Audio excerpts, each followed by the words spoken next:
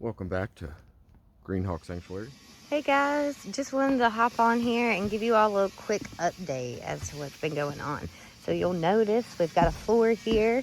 So it took about a good 2 weeks to get our joist down, and we did not have a nail gun.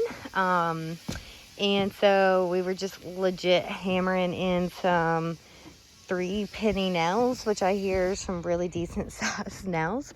Also, thank you to, I think it was Greg who donated the nails. That was super helpful. We really appreciate it. We got to spend a lot of time with some family and friends as we did the joist and the floor. And it feels really good to have this floor. So Justin's dad came in and helped with it.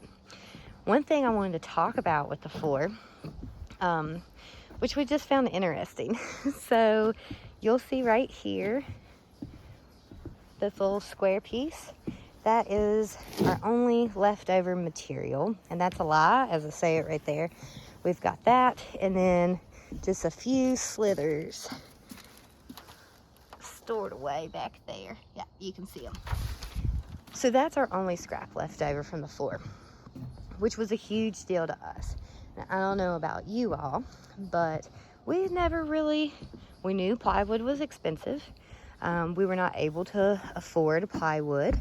This was the first segment of things we were super having to buy. So a lot of the foundation was donated, that we're really grateful for, and we had to buy concrete. Well, we definitely had to buy the joist hangers, and then obviously the subfloor. So we decided to go with some OSB, a little bit cheaper. Some things of concern when it came to like sustainability, holistic sustainability in our way, was we wanted to use our OSB efficiently. A friend of ours had called. They'd been working on their house and said they had some scrap stuff. We could come check it out. And so we did, and we're super grateful that we got a whole bunch of scrap from it. Some of it being plywood, some of it being some like 2x10s and whatnot. But one thing that was mind-boggling to us was the amount of waste of plywood there. So we brought home a truckload, and somewhere in here I'll plug a picture of that here. Wasn't enough to do the floor. It was going to be pieces together, so we think it will work good for the roof, or maybe our second outhouse that we're going to put up here by us. We'll use it somewhere down the line.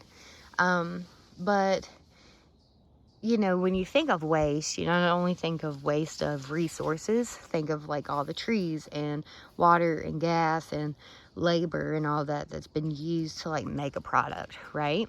But we also think about the money spent. So the money that our friends spent to buy all these materials, when it looked like a good 20-25% of it was just like chunked to the side and was going to be burned, you know?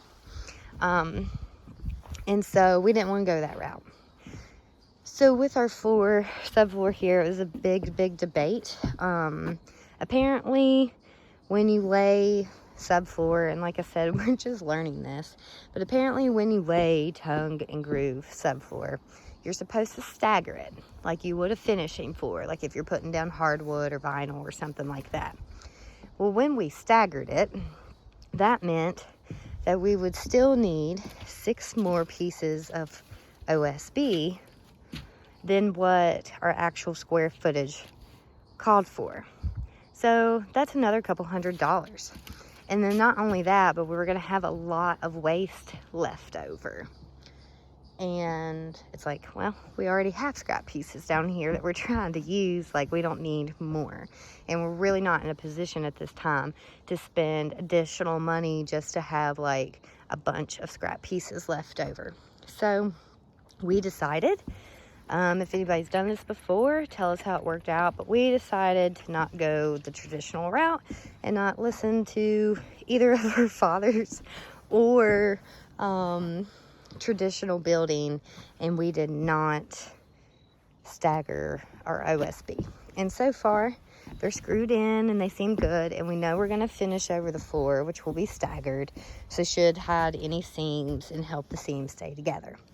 But to us, it was more important to like save all those resources, right? Than to just kind of like over consume and then have a lot left over.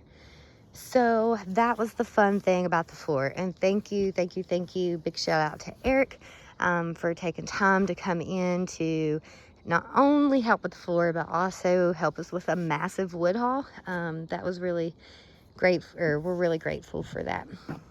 So we've got some Tyvek down, and yeah, we know we need to somehow seal this. We're not sure if we're going to use Tyvek through the middle or some type of like paint and seal type thing, but we went ahead and went with Tyvek on the edge because something we didn't think about before we put the subfloor down was that there's going to be a gap, or like there's going to be subfloor exposed if we put the subfloor up to the edge of our railroad ties.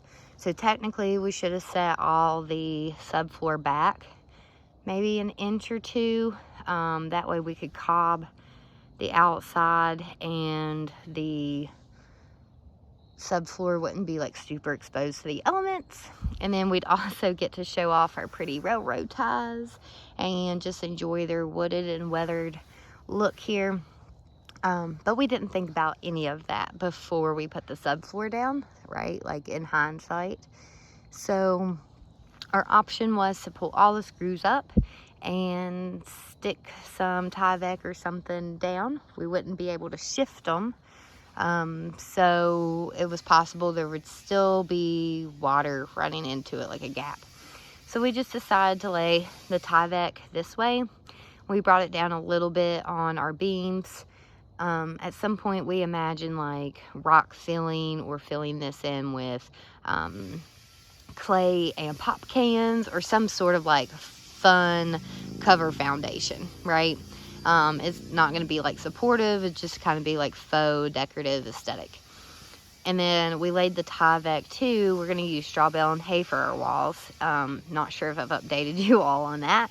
We'll talk about that in another video. But so we wanted some type of like protective membrane underneath the hay bales too, so that they didn't hold moisture and then hold that into the OSB. So that's why it's kind of like this little outlined area there. So that will potentially be our hay bale cob wall area. And then we'll deal with the center here in a bit. Let's see. Yeah, so we've talked about the floor update. And then you've probably already noticed that we have the majority of our frame posts up, so the walls are getting along. This is mid-October, so we've moved out here since June. We started last September, cutting our way in, right, on the road. And then we started clearing the trees and clearing this space in mid-August. So mid-August to mid-September, mid-September to mid-October. So we've only been at this 2 months. We've got our foundation. We're getting ready to put the walls up, so not too shabby.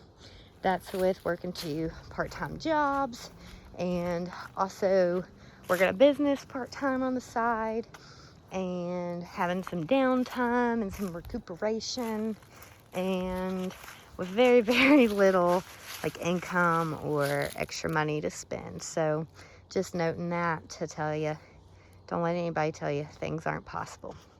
All right, guys, I appreciate you tuning in. Let me know what you think. If you're working on anything or thinking about working on anything, share it down in the comments. And I look forward to seeing you in the next video. Take care.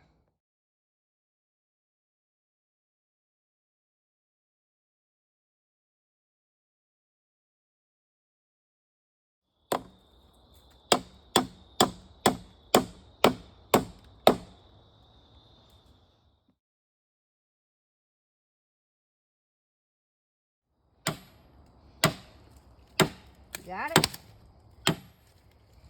Oh. Just one second.